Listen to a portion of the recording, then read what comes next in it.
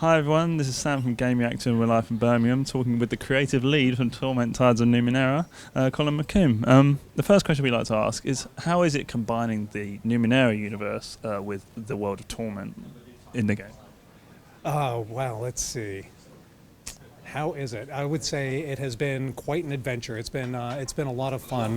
The team at Monty Cook Games is extraordinarily giving, extraordinarily capable, and they have been very generous with giving us free reign to explode their world. So that's been a lot of fun. We've been trying to stay very true to the thematic legacy of Planescape Torment. And so we've been trying to tell a philosophical story set in the Numenera setting, and I feel like we've managed to accomplish it at long last.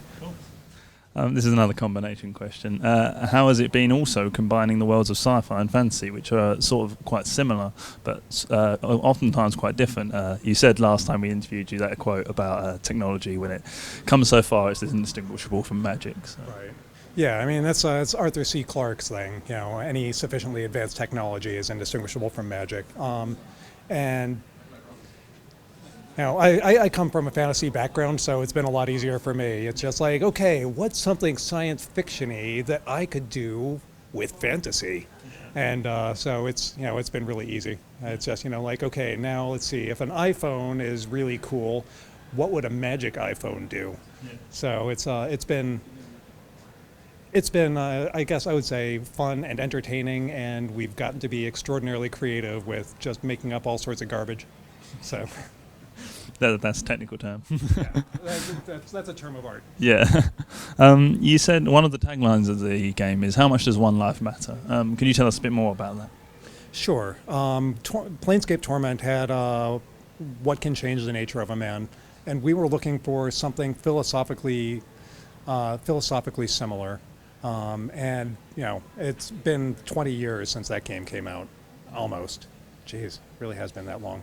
All right, so anyway, it's been quite a long time since Planescape Torment came out, and we've all gotten older and more experienced. And the older one gets, the more one thinks about one's legacy. What we leave behind and what it really means for us to be, contributing members of society, if we do. And what comes out of that is, what does one life matter? You start to ask, does a life even matter at all? In the vast scheme of things, and that's one of the excuse me, the cool things about the Numenera setting is that it's a billion years in the future. So everything around us right now, all of our lives, totally forgotten. Yeah. But somehow we've all made a contribution to this world, at least one would hope. Yeah. So we're asking the question, in that vast time frame, what does one life matter?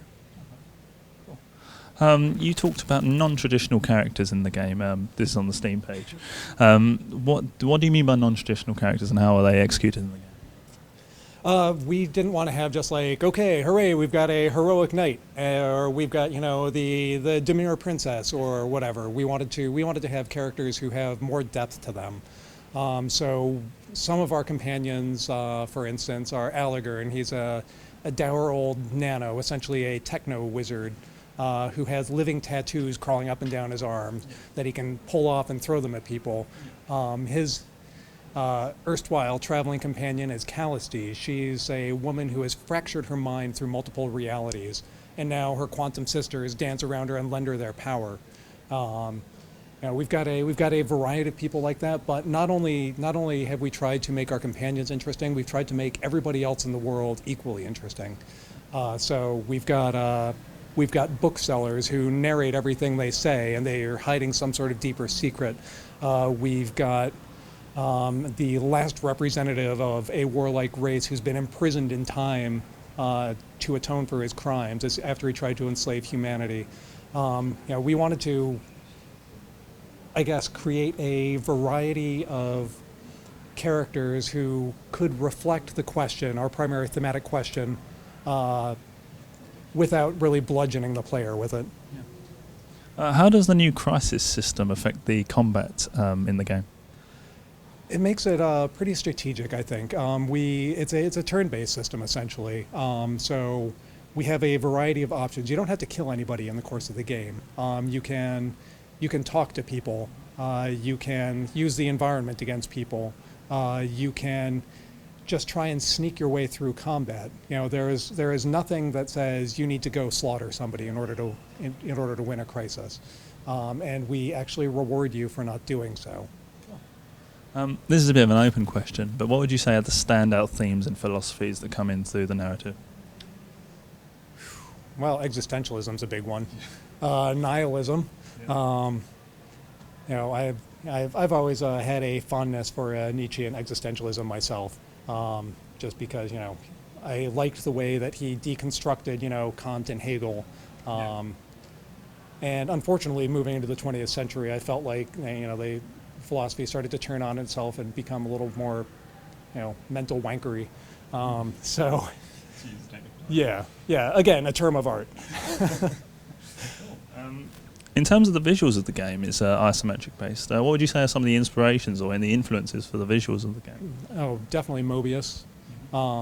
We also tried to include the works of Guiget. Let's see, who else? I threw out some Joel Peter Witkin, the photographer. Francis Bacon, and then I don't know who else our artists have stolen in there, but Mobius was definitely one of the big ones where we said this is a style you guys need to emulate. And can you just remind us again when fans can get their hands on Torment Tides of Numenera?